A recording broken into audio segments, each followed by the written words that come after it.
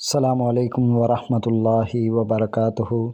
اعوذ باللہ من الشیطان الرجیم، بسم اللہ الرحمن الرحیم۔ سب سے پہلے درود و سلام محمد وآل محمد پہ، اللہم صلی علی محمد وآل محمد۔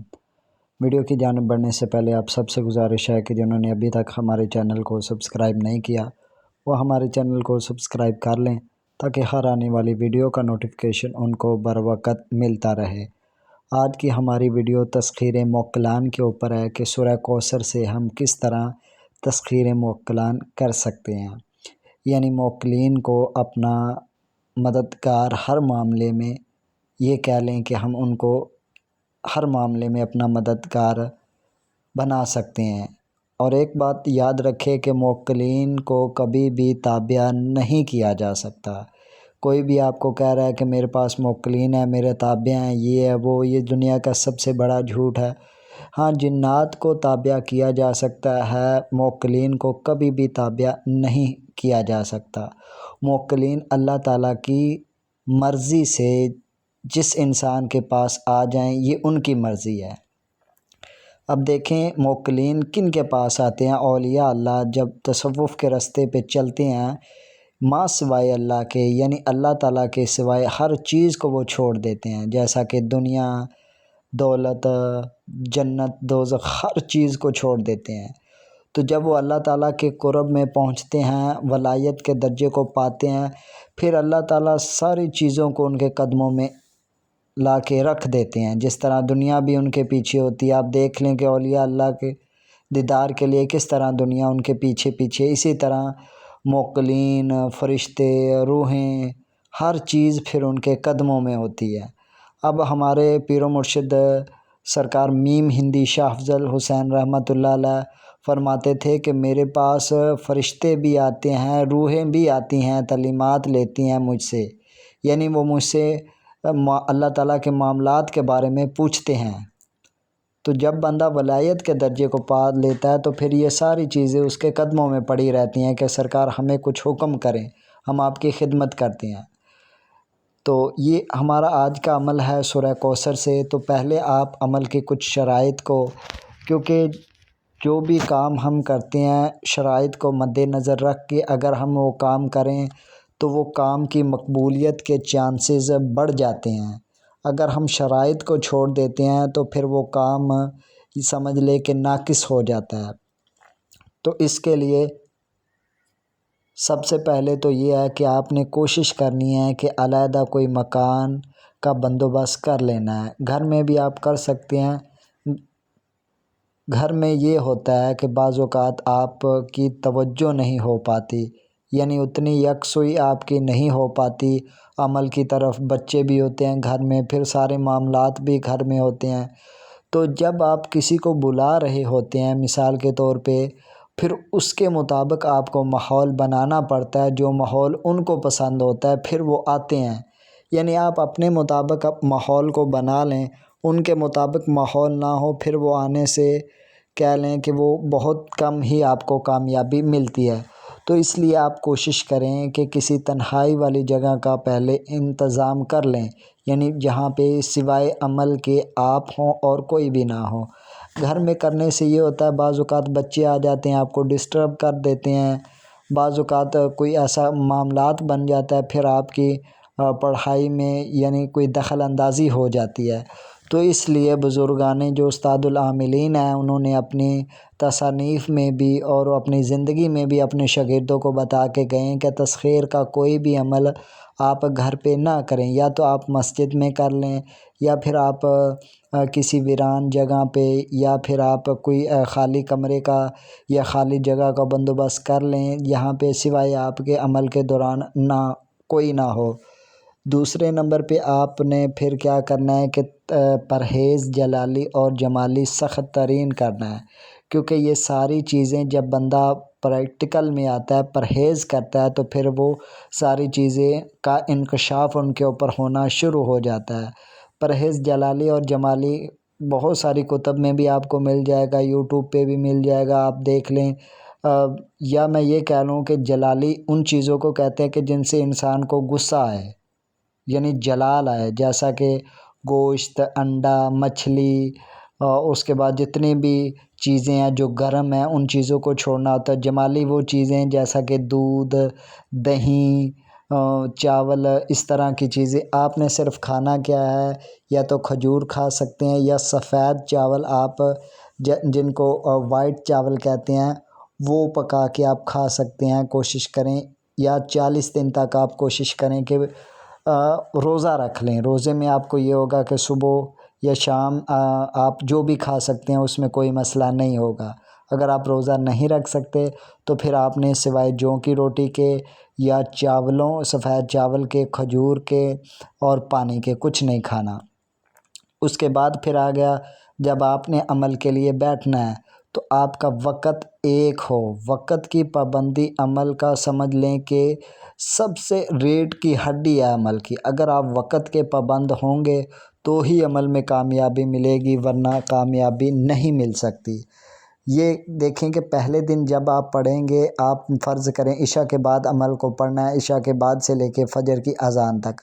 آج آپ بیٹھے ہیں 10 بجے، تو جیسے ہی آپ نے پڑھائی شروع کی، حروفوں کی تکرار شروع ہوئی، جیسا کہ میں پڑھ رہا ہوں اللہ اللہ اللہ اللہ، تو ہر حروف کے موکل بھی ہوتے ہیں، اور یہ جو ہماری روحانی پڑھائی ہوتی ہے یہ فرشتوں کی موکلین کی غذا ہوتی ہے۔ جس طرح ہمارے کسی علاقے میں سمجھ لیں کہ کوئی بریانی پک رہی یا کوئی ایسی خوشبودار چیز پک رہی ہوتی ہے تو وہ خوشبو پھیل جاتی ہے ہر جگہ پہ، تو پھر ہمیں پتہ چل جاتا ہے کہ فلاں جگہ پہ آج کوئی چیز پک رہی۔ اسی طرح جب کوئی روحانی پڑھائی کی بار بار تکرار ہوتی ہے تو اس کی بھی خوشبو پھیل جاتی ہے۔ پھر وہ جو روحانی مخلوقات ہوتی ہیں، فرشتے، موکلین، نیک جنات، نیک ارواح، اور بھی بہت سی قسم کی اللہ تعالیٰ کی مخلوق ہے جن کا ہمیں پتہ ہی نہیں ہے، تو وہ پھر اٹریکٹ ہوتی ہیں ان خوشبو کی طرف، پھر وہ آ جاتی ہیں، بیٹھ جاتی ہیں پاس۔ تو اسی طرح جیسا کہ آج آپ نے 9:10 پہ عمل شروع کیا ہے، تو کل یعنی پورے 41 دن کا یہ عمل ہے، آپ نے 9:10 تک پر ہی بیٹھ جانا ہے۔ یعنی جب آپ پہلے دن بیٹھیں گے تو موکلین کی حاضری ہونا شروع ہو جائے گی، آپ کو نظر نہیں آئیں گے۔ تو جیسے جیسے آپ نے ایک وقت میں ہی بیٹھے، اب فرض کریں آج آپ 9:10 پہ بیٹھے ہیں، کل آپ 9:30 بجے بیٹھیں گے تو وہ 9:10 پہ آ کے چلے جائیں گے، دیکھیں گے کوئی پڑھائی نہیں ہے، تو پھر اس سے آپ کے معاملات میں پریشانی ہوگی، آپ رجت میں مبتلا ہو جائیں گے، کوئی نہ کوئی نقصان آپ کو ہوگا۔ کیونکہ آپ ایک بندے کو آج 9:10 بجے بلا رہے ہیں، کل کہیں کہ آپ 9:30 بجے آ جائیں، تو پھر اس کے معاملات میں تو پریشانی بنے گی ہی بنے گی۔ تیسرے نمبر پہ آپ نے عمل پہ بیٹھنے سے پہلے حصار 2 طریقے سے کرنا ہے۔ ایک حصار بدنی، حصار بدنی کے لیے 3 دفعہ آیت الکرسی، 3 دفعہ چاروں کل، 3 دفعہ درود تنجینہ، اور 3 دفعہ سورہ فاتحہ، اور 3 دفعہ سورہ بقرہ کی آخری آیت آمن الرسول بما انزل الیہ من ربہ والمؤمنون سے لے کے آخر تک۔ یہ تینوں مرتبہ، یعنی 3 مرتبہ یہ ساری چیزیں پڑھ کے، اول آخر درود تنجینہ 3 بار پڑھ کے آپ نے اپنے ہاتھوں پہ دم کر کے پورے جسم پہ مل لینی ہے۔ یہ آپ کا بدنی حصار ہو گیا۔ اب دوسرا حصار کڑے والا، یعنی عمل کے دوران کوئی بھی روحانی مخلوقات آپ کو پریشان نہ کرے، اس کے لیے ہم حصار دائرہ کھینچ دیتے ہیں، یا پھر چھری سے یا چاقو سے یا اپنی شہادت کی انگلی سے۔ اس میں 2 طریقے ہیں۔ اگر تو آپ جہاں پہ بیٹھ کے پڑھ رہے ہیں تو آپ کی جگہ کچی ہے، تو پھر آپ نے کیا کرنا ہے، ایک بازار سے نئی چھری لے لینی ہے جو استعمال ہوئی نہ ہو۔ اس کے اوپر آپ نے 3 دفعہ آیت الکرسی، 3 دفعہ چاروں کل، 3 دفعہ سورہ فاتحہ اور 3 دفعہ سورہ بقرہ کی آخری رکوع آمن الرسول، اور اول آخر 3 دفعہ درود تنجینہ پڑھ کے آپ نے اس چھری کے اوپر دم کر کے اس چھری سے اپنے ارد گرد چاروں طرف حصار باندھ لینا ہے، جہاں پہ آپ آسانی کے ساتھ بیٹھ سکیں۔ اور حصار کے اندر آپ نے پانی بھی رکھ لینا ہے، ہو سکتا ہے پڑھتے ہوئے آپ کا وضو ٹوٹ جائے یا کوئی آپ کا گلا خشک ہو تو پھر وہ آپ پی لیں۔ یعنی اس طرح کے معاملات ہو جاتے ہیں کیونکہ ہم ان سب چیزوں سے گزرے ہیں، تو ان سب چیزوں کا پتہ ہے۔ تو آپ حصار کے اندر کوئی ایک چھڑی وغیرہ بھی رکھ لیں اپنے پاس، اور ایک پانی بھی رکھ لیں۔ چھڑی یہ ہے کہ ہو سکتا ہے کوئی جانور یا کوئی ایسی چیز آ جائے جس کو آپ جو حصار کے اندر داخل ہونا چاہے تو آپ اس چھڑی سے اس کو ہٹا سکتے ہیں۔ تیسرے نمبر پہ حصار بدنی بھی ہو گیا، حصار کڑے والا بھی ہو گیا۔ اب آپ نے پھر عمل شروع کر دینا ہے۔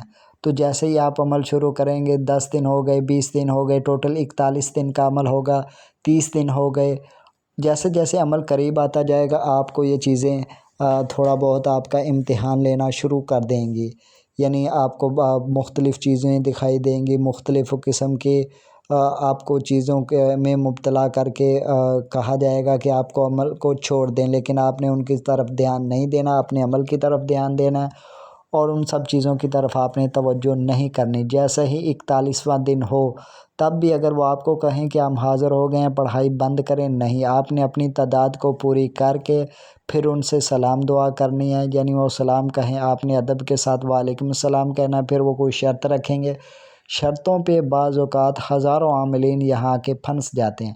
شرط آپ نے وہیں قبول کرنی ہے جو آپ کے لیے بالکل آسان ہو، سمجھ لیں، یعنی وہ اگر آپ کو دبائیں بھی یہ شرط فلاں ہے، یہ آپ نے کہنا ہے نہیں یہ میرے بس میں نہیں ہے، میں یہ شرط نہیں کر پاؤں گا، تو پھر آپ نے ان کو اپنی بات پہ لانا ہے، یعنی آپ اشرف المخلوق ہیں، آپ نے ان کو بلایا ہے تو آپ نے ان کو اپنے مطابق شرطوں کا کہنا ہے کہ جی یہ شرطیں یہ میں کر سکوں گا۔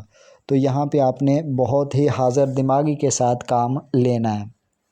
اس کے بعد جیسے ہی شرائط طے ہو جائیں گی وہ آپ کو کوئی نہ کوئی طریقہ کار بتا دیں گے، آپ کو کوئی چیز دیں یا آپ کو کوئی عبارت بتائیں کہ یہ عبارت آپ اتنی دفعہ پڑھ لیں تو ہم آپ کے پاس حاضر ہو جایا کریں گے۔ دوسرے نمبر پہ جب بھی موکلین آپ کے سمجھ لیں کہ آپ کے فرما بردار ہو گئے ہیں، آپ نے زندگی میں کبھی بھی ان سے غلط کام نہیں لینا، کیونکہ موکلین کبھی بھی نہیں چھوڑتے جو غلط کام ان سے لیتا ہے۔ ہاں جنات سے ہم مجبور کر کے ان سے غلط کام ناجائز کام لے سکتے ہیں، کیونکہ وہ ناری مخلوق ہے، وہ شیطانی مخلوق ہے، وہ کر دیں گی، لیکن یہ نوری مخلوق ہے، یہ کبھی بھی غلط کام کی طرف مائل نہیں ہوگی۔ اگر آپ کرنا چاہیں گے تو آپ کو بعض اوقات آپ کو سمجھ لیں کہ وہ ختم ہی کر دیں گے۔ تو یہ تھی ہماری آج کی ویڈیو۔ پڑھائی جائے جو آپ نے پڑھنا ہے وہ آپ نے یہ سورہ کوثر کو اس طریقے سے پڑھنا ہے، انا اعطیناک الکوثر یا حی یا قیوم فصلی لربک وانحر یا ذوالجلال والاکرام ان شانئک یا لطیف یا حنان هو الابتر یا بدو۔ اس کو آپ نے 153 مرتبہ آپ نے پڑھنا ہے 41 دن تک۔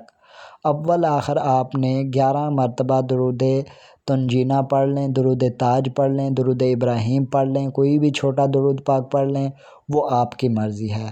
تو یہ تھا ہمارا آج کا عمل۔ میں نے آپ کو جو مین چیزیں تھیں وہ سب بتا دیں، اگر میں باریکیوں میں جاؤں گا تو وہ سمجھ لیں کہ ویڈیو کافی لمبی ہو جائے گی، تو آپ کے لیے مین چیزیں جو میں نے آپ کو گائیڈ کرنے والی تھی وہ کر دی ہیں۔ امید ہے آپ کو سمجھ آ گئی ہوگی۔ ملتے ہیں کسی اور ویڈیو میں، تب تک کے لیے اللہ حافظ۔